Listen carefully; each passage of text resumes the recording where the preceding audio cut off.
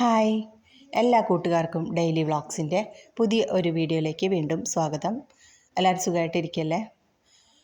ഇന്ന് നമ്മളൊരു cooking video ആയിട്ടാണ് കേട്ടോ വന്നിട്ടുള്ളത്. ഇന്നലെ ഞായറാഴ്ചത്തെ നമ്മുടെ കുറച്ച് വിശേഷങ്ങളാണ്. ഇന്നലെ രാവിലെ തന്നെ ഞാൻ കഴിഞ്ഞ ഞായറാഴ്ചയും ഇട്ടിട്ടുണ്ടായിരുന്നു ചിക്കൻ നൂഡിൽസാണ് കേട്ടോ ഉണ്ടാക്കിയത്. അപ്പോൾ അത് ഉണ്ടാക്കാൻ വേണ്ടിയിട്ടുള്ള പരിപാടിയൊക്കെ തുടങ്ങിയിട്ടുണ്ടായിരുന്നു. അപ്പോൾ അതിൻ്റെ ഒരു വീഡിയോ ഷോർട്സ് ആക്കിയിട്ട് ഇടാമെന്ന് വിചാരിച്ചിട്ട് അതും എടുത്തു വെച്ചിട്ടുണ്ടായിരുന്നു കേട്ടോ.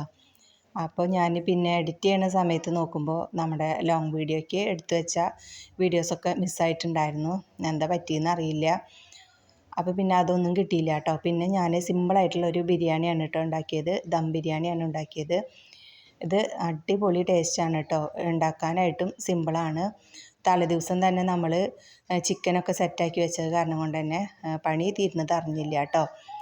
അപ്പോൾ ഞാൻ നൂഡിൽസ് ഉണ്ടാക്കാൻ വേണ്ടിയിട്ട് ഇതൊക്കെ കട്ട് ചെയ്തിട്ട് ഓരോ പാത്രത്തിലേക്കൊക്കെ ആക്കി വെച്ചു കേട്ടോ. അതിൻ്റെ മസാലയും ക്യൂബൊക്കെ ഉണ്ടല്ലോ, അതൊക്കെ ഒരു പ്ലേറ്റിലാക്കി എടുത്തു വെച്ചു. പിന്നെ അതിലേക്ക് സവോളയും പച്ചമുളക് കട്ട് ചെയ്യാതെ അങ്ങനെയാണ് ഇട്ട് കൊടുത്തത്. പിന്നെ തക്കാളി, പിന്നെ അതിൻ്റെ മസാല ഇട്ട് കൊടുത്തിട്ട് അങ്ങനെ ഉണ്ടാക്കുകയാണ് കേട്ടോ ചെയ്തത്. പിന്നെ അതിൻ്റെ വീഡിയോസൊക്കെ മിസ്സായി എന്ന് പറഞ്ഞില്ലേ, പിന്നെ അതൊന്നും ഇല്ല കേട്ടോ ഇതിൽ. അതൊക്കെ കഴിഞ്ഞ് ചായ കുടിയൊക്കെ കഴിഞ്ഞ് പിന്നെ ഞാൻ നമ്മുടെ ബിരിയാണി ഉണ്ടാക്കാനായിട്ടുള്ള പരിപാടി നോക്കിയിട്ടോ. അപ്പോൾ അതിലേക്കുള്ള അരിയൊക്കെ കഴുകി കുതിർത്താനായിട്ട് വെച്ചു.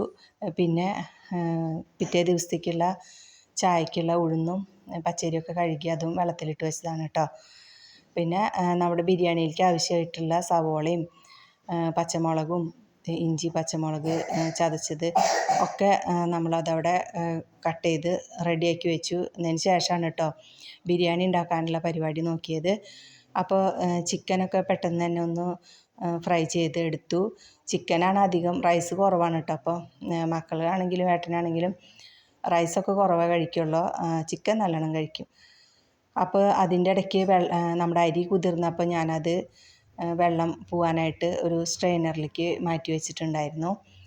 അങ്ങനെ നമ്മുടെ ചിക്കനൊക്കെ ഫ്രൈ ചെയ്ത് മാറ്റി വെച്ചു. ഇതിൻ്റെ ഇടയ്ക്ക് ഞാൻ റൈസൊക്കെ വേവിച്ച് അതും ഒരു സ്ട്രെയിനറിലേക്ക് ഇട്ട് വെച്ചിട്ടുണ്ടായിരുന്നു കേട്ടോ, വെള്ളം മറന്നു പോകാനായിട്ട്. അപ്പോൾ അതൊക്കെ അവിടെ വെച്ചിട്ട് നമ്മുടെ ചിക്കൻ ഫ്രൈ ചെയ്ത വെളിച്ചെണ്ണ ഉണ്ടല്ലോ, അത് വേറൊരു പാനിലേക്ക് ഒഴിച്ച് അണ്ടിപ്പരിപ്പും മുന്തിരിയൊക്കെ ഫ്രൈ ചെയ്തെടുത്തു. സവോളയൊന്നും ഫ്രൈ ചെയ്ത് മാറ്റാൻ നിന്നില്ല കേട്ടോ. റൈസ് വേവിക്കാൻ വെച്ച വെള്ളത്തിൽ പെരിഞ്ജീരകവും പട്ടയും പിന്നെ ഏലക്കയും കരയാമ്പൂ എല്ലാതും ഇട്ടിട്ടാണ് കേട്ടോ. പിന്നെ ഉപ്പും വെന്ത വരുന്ന സമയത്ത് ആവശ്യത്തിനുള്ള ഉപ്പും പിന്നെ കുറച്ച് ഓയിലും കൂടെ ഒഴിച്ചു കൊടുത്തിട്ടുണ്ടായിരുന്നു. എന്നിട്ടാണ് അത് ഊറ്റിയെടുത്തത് കേട്ടോ. അപ്പോൾ അരി അങ്ങനെ നല്ല കറക്റ്റ് വേവായ സമയത്ത് തന്നെയാണ് ഊറ്റിയെടുത്തിട്ടുണ്ടായിരുന്നത്. നമ്മൾ ദമ്മിട്ട് വയ്ക്കണമെങ്കിലും പിന്നെ അതിൽ വെള്ളമൊന്നും നമ്മൾ ചേർക്കണില്ല കേട്ടോ.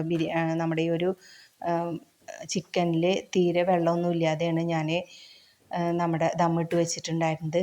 അപ്പോൾ അരിക്ക് കറക്റ്റ് വേവായ സമയത്താണ് ഞാൻ അപ്പോൾ ഊറ്റി വെച്ചിട്ടുണ്ടായിരുന്നത്. അപ്പോഴേക്കും ഇത് നമ്മുടെ അണ്ടിപ്പരിപ്പും മുന്തിരിയൊക്കെ ഫ്രൈ ചെയ്ത് മാറ്റിയിട്ടുണ്ടായിരുന്നു. അപ്പോൾ അതിലേക്ക് സവോളയും പിന്നെ പച്ചമുളകും ഇട്ട് കൊടുത്തു. കറിവേപ്പില ഇട്ട് കൊടുത്തിട്ടുണ്ടായിരുന്നു കേട്ടോ. എന്നിട്ട് അത് നല്ലോണം വഴറ്റിയിട്ടുണ്ടായിരുന്നു. ചെറിയ തീയിൽ കുറേ സമയം ഇട്ടിട്ട് വഴറ്റിയെടുത്തിട്ടാണ് കേട്ടോ. പിന്നെ ഞാൻ അതിലേക്ക് തക്കാളിയും, അപ്പോഴേക്കും ഞാൻ നമ്മുടെ ഇഞ്ചിയും വെളുത്തുള്ളിയും ചതച്ച് വെച്ചത് മറന്നു കേട്ടോ. ഇത് നല്ലോണം ഫ്രൈ ആക്കിയതിന് ശേഷം ഇട്ട് കൊടുക്കാമെന്നൊക്കെ വിചാരിച്ചിട്ട് പിന്നെ അതെപ്പോഴും അതെ ചിലപ്പോൾ ഇടിക്കല്ലിൽ തന്നെ ഇരിക്കുന്നുണ്ടാവും കേട്ടോ. ഒക്കെ ആയി നമ്മൾ അടുക്കളയൊക്കെ ക്ലീൻ ചെയ്യുന്ന സമയത്താവും അത് ഓർമ്മ വരിക. അങ്ങനെയും സംഭവിക്കാറുണ്ട്. ഇന്ന് പക്ഷേ കുറച്ച് നേരം സവോളയൊക്കെ വഴന്ന് തക്കാളി ഇട്ട സമയത്താണ് കേട്ടോ എനിക്ക് ഓർമ്മ വന്നത്. അപ്പോൾ അത് അതിലേക്ക് ഇട്ടു. എന്നിട്ട് എല്ലാം കൂടി കുറച്ച് നേരം കൂടി ഒന്ന് വഴറ്റി എടുത്തതിന് ശേഷം കുറച്ച് നേരം അടച്ചു വെച്ചിട്ട് അതൊന്ന് തക്കാളിയൊക്കെ ഒന്ന് വാടി വരണ വരെ ഒന്ന് അടച്ചു വെച്ചിട്ടുണ്ടായിരുന്നു.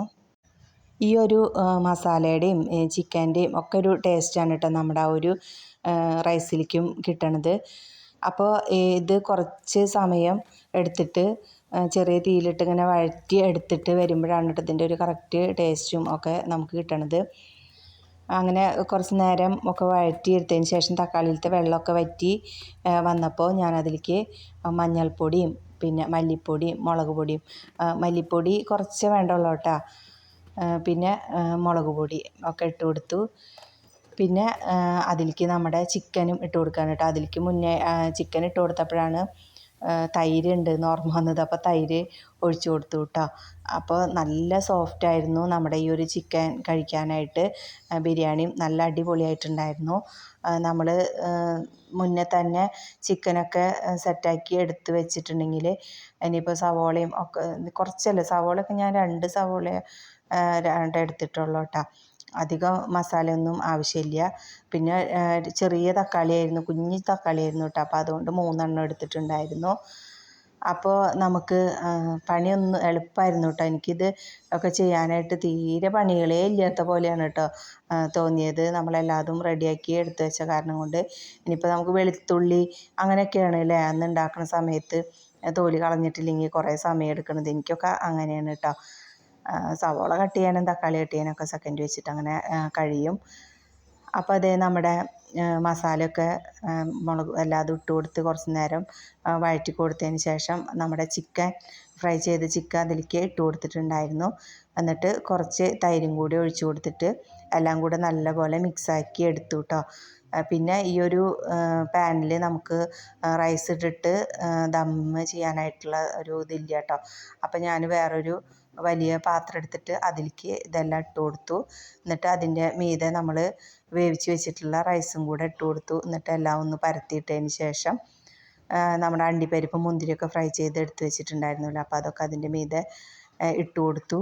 എന്നിട്ട് അതങ്ങനെ അടച്ചു വെച്ചു കേട്ടോ. അപ്പോൾ അതിൻ്റെ താഴത്തായിട്ട് ഒരു പഴയ ദോശക്കല്ലുണ്ടായിരുന്നു. അപ്പോൾ അതും കൂടെ കയറ്റി വെച്ചിട്ട് ചെറിയ ഫ്ലെയിമിലിട്ടിട്ട് കുറച്ച് നേരം അങ്ങനെ അടച്ചു വെച്ചു.